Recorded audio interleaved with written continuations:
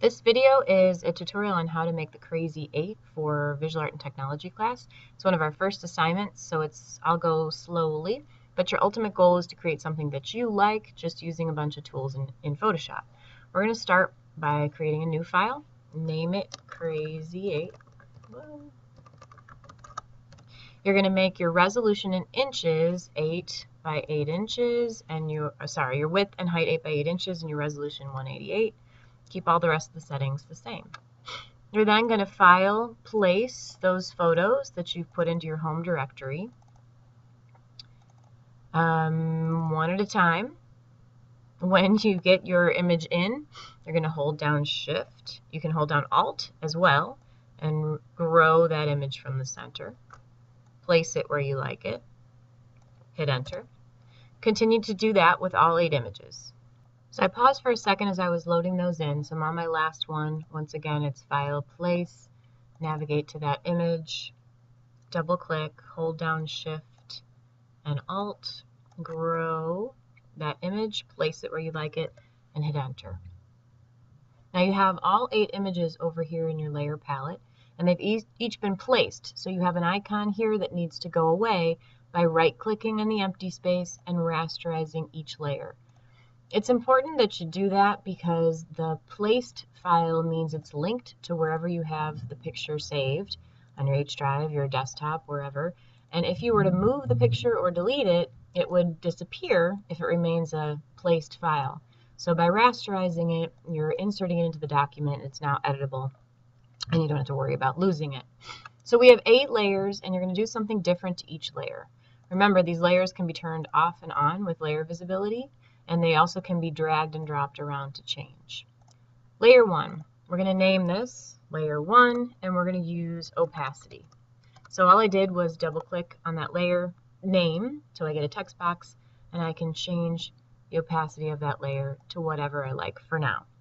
You can do that at any of your layers, but I wanted to teach you on Layer 1. Layer 2, name it 2. We're going to talk about blend modes here. Make sure Layer 2 is selected by clicking on it. Drop down where it says Normal here at the top. Pick any one of these.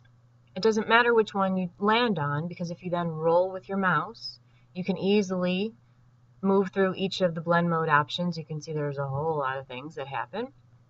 If you're on your black and white image, maybe it's not as much, so maybe you want to move to a different layer. But land on one that you like and move on to the next. Again, you can use a blend mode in any layer, just wanted to teach you there. Layer 3, we're going to use adjustments. Adjustments are up here at the top where it says Image Adjustments. And you can't really see this layer very well because of your first 2 layers, so let's hide those temporarily so we can go down to our building layer in Layer 3. Image Adjustments, I'm going to go to Vibrance maybe. Anything in here you're welcome to use. It's just a lot of sliders and adjustments for contrast, color hues. You can slide through different colors to get different variations here. You can drop down here to different, it doesn't matter. You play until you like what you get. Click OK.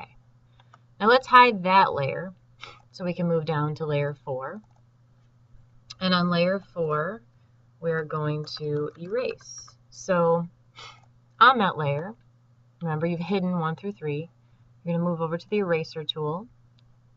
You're going to hover over your picture and right click, and you get your brush dialog box, which allows you to change the size of the eraser, and you can choose a hard edge or a fuzzy eraser. I'm just going to quickly kind of like sweep through and erase part of my image. You can do whatever you like. Layer 5, we're going to do eraser again, but you're going to erase with a brush. Let's hide Layer 4, stay on Layer 5, right click, still in eraser mode, still on that tool, but if I drop down here, I'm going to see some textures. If I increase the size, I'm going to see much larger textures.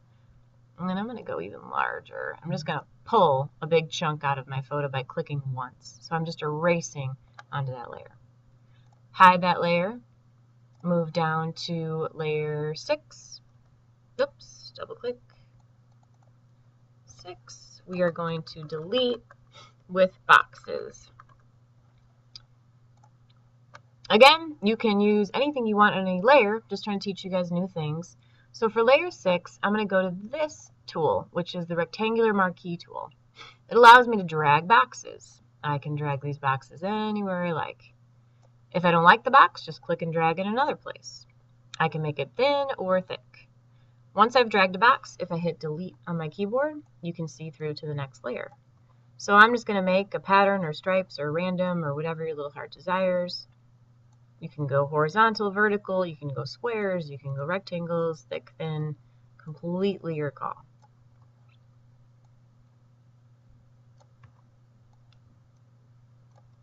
Let's go there. I'm going to hide that layer and I'm going to move down to layer 7. Now I still have my dancing ants, these are called out here. So this area is still selected. To get rid of that, Control D for deselect on your keyboard. Now this layer, layer 7, we're going to paint. So I'm going to go back to my tools on the left and click on just the regular paintbrush here.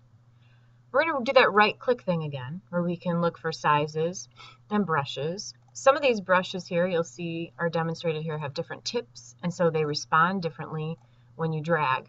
The color that comes out when you paint depends on the color that you have right down here. So I'm going to Control Z that. Control Z, by the way, will step you back one step. Let me find a paintbrush that you guys can see.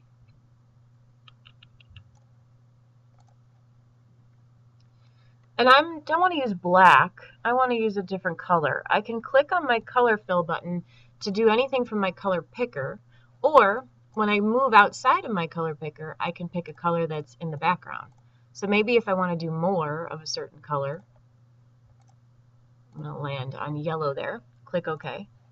And then I can drag and paint any way my little heart desires. Control Z. So I can paint certain things. Or I can just randomly paint. I can layer that as much as I want. I could change the opacity of the paint so it's lighter over here. Your call. Last layer. This layer we're going to use filters. Filters are pre-built-in responses to photos, just like on your phone or anything that you'd use to edit. Let's hide layer 7 so we can see it over here. Filters are up here.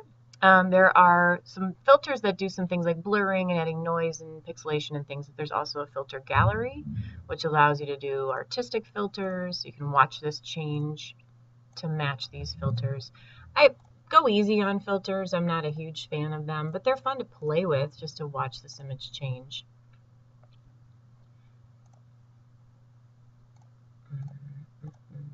Just to do something different. And so you've got all your layers now with stuff on them.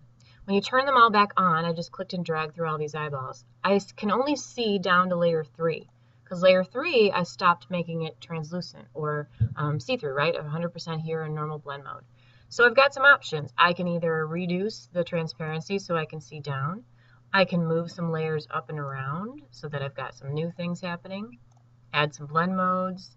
Up to you what you want to do to make these things interact together.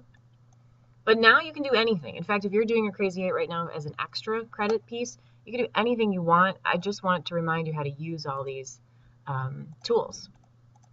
The one thing I do ask that you have is a focal point. So somewhere on there, there's something that you can see over top of something else. So maybe that's the building that stands out as a focal point, or the face that stands out as a focal point. Or in this image up here, I've got this boy playing in the water. So that's up to you how you want to arrange these things to get the look that you want. So play around, and when you're done with your Crazy 8, you would save it as a Photoshop file, of course, but then the last thing you would do is save it as a JPEG file so that you can put it in your portfolio.